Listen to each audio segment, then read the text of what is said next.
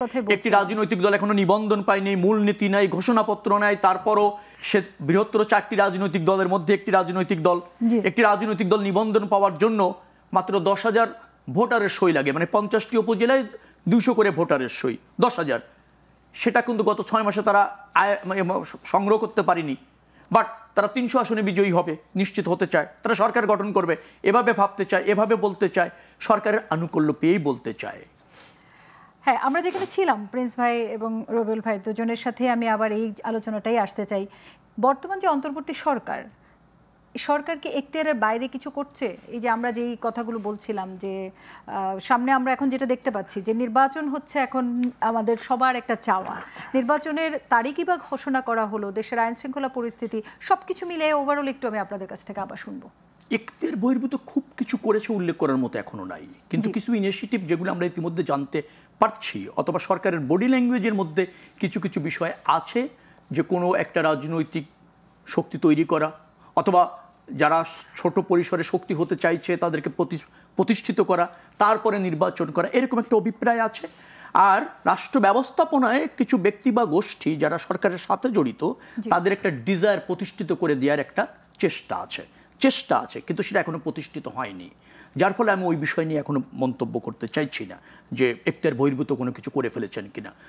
আন্তর্জাতিক কিছু চুক্তি, দ্বিপক্ষীয় কিছু চুক্তি এরকম আছে যেখানে বাংলাদেশের নিরাপত্তা এবং বাংলাদেশের অর্থনীতির জন্য অন্তরায় হতে পারে এরকমের শঙ্কা আছে। এরকম 2-4টি বিষয় আছে, যদিও সে বিষয়ে এখনো পরিসমাপ্তি যেহেতু হয়নি, অতএব ওই বিষয়ে মন্তব্য করতে চাইছি না। সমস্যাটা হচ্ছে একটা অন্তর্বর্তীকালীন সরকারটাকে আমরা নিরপেক্ষভাবে দেখতে চাই, কারণ তখনই কিন্তু একটা গ্রহণযোগ্য নির্বাচন তারা আয়োজন করতে সক্ষম হবে। এই নিরপেক্ষতা ধরে রাখাটা সরকারের কিন্তু একটু কিছুটা হলো চ্যালেঞ্জ হয়েছে। সবাই এখন বিশ্বাস করে যে এই সরকারটি একটা ধরেন নতুন গঠিত রাজনৈতিক দলের প্রতি বিশেষ দুর্বলতা আছে, অথবা এই সরকারের স্নেহধন্য একটা রাজনৈতিক দল আছে। সরকার নিজেই বলেছেন ছাত্ররা ওনাকে বসিয়েছেন, ওই বলাটুকু পর্যন্ত আমি খুব দোষ দেখি না, কিন্তু আমি বলছি যে সরকারকে যদি নির্বাচনের আয়োজন করতে হয় তাহলে তাকে নিরপেক্ষ ভূমিকা রাখতে হবে। আমরা দেখেছি সরকারের পক্ষ থেকে এনসিপি কে সাপোর্টও দেওয়া হয়েছে, সেটা তো আমি বললামই আপনাকে, গঠন করার ভূমিকা রাখা হয়েছে, গণসংযোগে উল্লেখযোগ্য ভূমিকা রাখা হচ্ছে।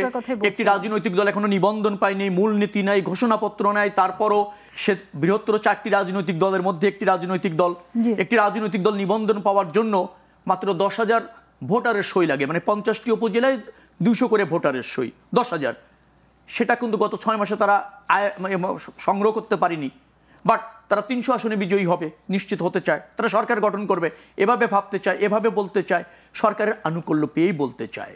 যার ফলে আমি বলছি, তাকে যদি নির্বাচনের আয়োজন করতে হয়, মোহাম্মদ ইউনূসের অধীনে, এই অন্তর্বর্তীকালীন সরকারের অধীনে যদি আপনি নির্বাচন আয়োজন করতে চান, তাদের নিরপেক্ষ অবস্থান বজায় রাখতে হবে।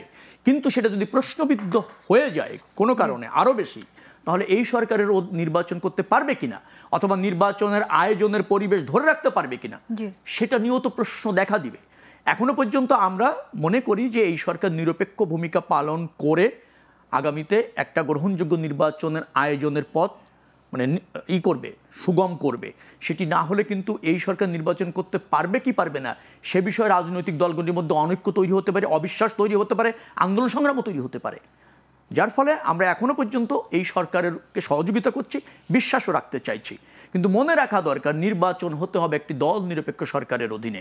কোনো বিশেষ দলের প্রতি আনুকূল্য রয়েছে, দুর্বলতা রয়েছে, এটা যদি প্রতিষ্ঠিত হয়ে যায় তাহলে এই অন্তর্বর্তীকালীন সরকারের পক্ষে কিন্তু নির্বাচন আয়োজন করা সম্ভব হবে না। আর নির্বাচন করতে গেলে সেই নির্বাচন গ্রহণযোগ্য হবে না, বিতর্ক তৈরি করবে, ভণ্ডুল হয়ে যেতে পারে।